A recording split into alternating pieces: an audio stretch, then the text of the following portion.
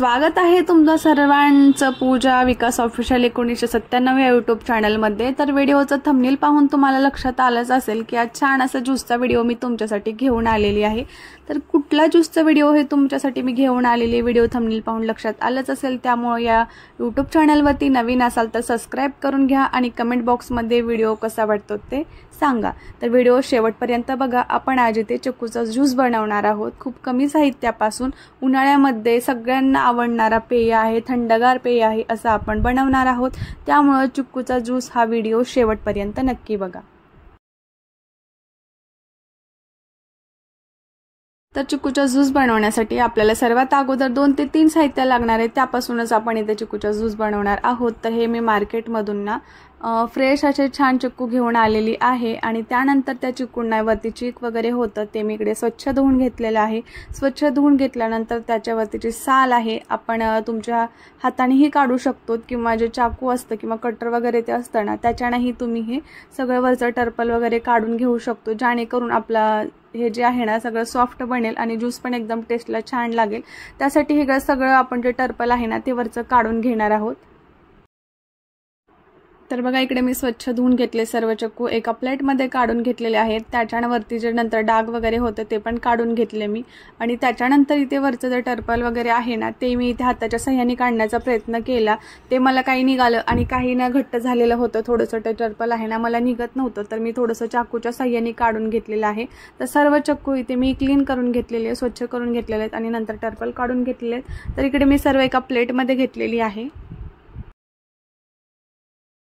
आता त्यानंतर आपल्याला हा ज्यूस बनवायचा आहे मिक्सरमध्ये। तर त्यासाठी आपल्याला लागणार आहे मिक्सरचं भांडं। तर इथे मिक्सरचं भांडं मी मोठ्या आकाराचं घेतलेलं आहे। फॅमिली म्हटलं की आपण सर्वांसाठी ज्यूस बनवतच असतो।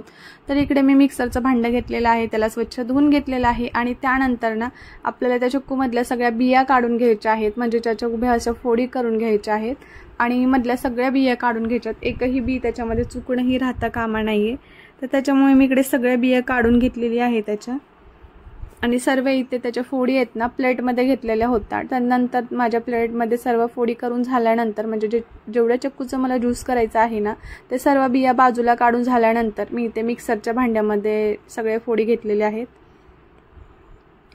तर त्याच्यामध्ये नंतर आपल्याला साखर ॲड करायची आहे। तर आपल्या फॅमिलीमध्ये कितपत गोड आपण खातो किंवा पितोत ना त्याच्यावरती आपण डिपेंड असतं की आपण किती गोड त्याच्यामध्ये ॲड करायचे, म्हणजेच किती साखर त्यामध्ये ॲड करायची आहे। तर इथे मी खूप कमी प्रमाणामध्ये ना साखर ॲड केलेली आहे, कारण मला इथे जास्त गोडवा नको होता ज्यूसमध्ये, त्यासाठी मी कमी प्रमाणामध्ये इथे साखर ॲड केलेली आहे। तर ज्यूससाठी ना नेहमी थंडच दूध घ्यायचं असतं, एकदम गरम पण घ्यायचं नाहीये किंवा रूम टेम्परेचरला असतं ना ते पण घ्यायचं नाहीये। आपण मॉर्निंगला काही तेवढ्या लवकर ज्यूस वगैरे बनवत नसतो। ते हे जे माझं दूध आहे ना मी फ्रीजमध्ये ठेवलेलं होतं, तर छान असं थंड झालेलं होतं। नेहमी ज्यूस बनवते वेळेस कोणता पण ज्यूस बनवा तुम्ही नेहमी ना थंडच आपल्याला दूध घ्यायचं आहे इथे। तर इथं मी छान असं थंडगार दूध घेतलेलं आहे आणि त्यानंतर आता इथे बघू शकतो तुम्ही ते ज्यूस बनवायला मी तयार घेतलेला आहे।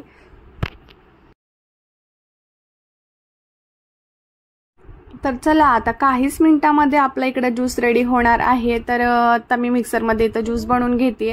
तर एकदम आपल्याला फास्ट अशी स्पीड करायची नाहीये, कारण अशा मिक्सरमध्ये काय होतं की ती आपण झाकण गच्च लावलं ना तर बाहेर थोडं थोडं येतच असतं, त्यामुळे एकदम फास्ट असं आपल्याला स्पीड वाढवायची नाहीये मिक्सरची, थोडंसं हळूवारपणे वाढवायचे, परत स्लो करायचे आणि परत वाढवायचे। त्यामुळे ना एकदम फाईन बारीक असं पण होतं आणि तुम्ही त्या पद्धतीने जर हा ज्यूस करून बघितलात ना खरंच खूप टेस्टी लागेल। एकदम जास्त स्पीड वाढवून कधीच ज्यूस करायचा नाहीये। तर मी माझी पद्धत तुम्हाला सांगितली, तुम्ही जर त्या पद्धतीने करत असेल तर या पद्धतीने तुम्ही करून नक्की बघा। तर अशा पद्धतीने ना माझा इथं ज्यूस रेडी झालेला आहे। दूध तर थंडगारच होतं, पण तरीही आम्हाला ना आणखीन थोडंसं थंडगार पाहिजे होतं, त्यामुळे ना इथे 10 ते 15 मिनिटं मी ज्यूस रेडी झाल्यानंतर फ्रीजला ठेवून दिलेलं आहे।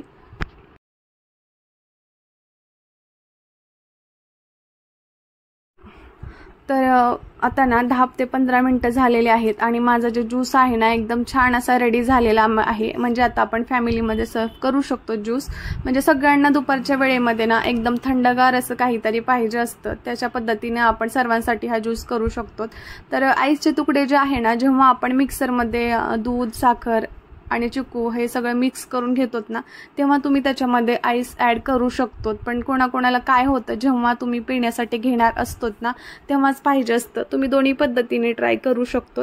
तर मी तेव्हा काही त्याच्यामध्ये आईस ॲड केलेला नव्हता आणि ते लहान मुलाला द्यायचं होतं म्हणून मी पूर्णपणे आईसचा तुकडा त्याच्यामध्ये ॲड केलेला नाहीये. छोटंसं थोडंसं त्याला थंड पाहिजे होतं आणखीन त्याच्यामध्ये, म्हणून मी थोडंसं आईस त्याला ॲड करून दिलेलं आहे. तर हवं तर तुम्ही मिक्सरमध्ये फिरवून घेतानाही हे करू शकतो.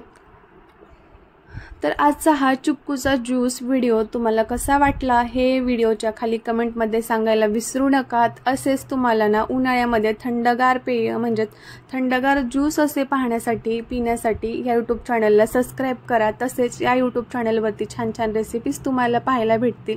उन्हाळ्यामध्ये जे थंडगार पेय तुम्हाला लागणार आहेत ना ते पण पाहायला भेटतील. त्यामुळे व्हिडिओ पाहून तसंच जाऊ नका, सबस्क्राईब करा. खाली कमेंटमध्ये नक्की सांगा. तर भेटूयात पुन्हा नवीन व्हिडिओमध्ये. पुन्हा येईन मी एक नवीन व्हिडिओ घेऊन. तोपर्यंत टेक केअर.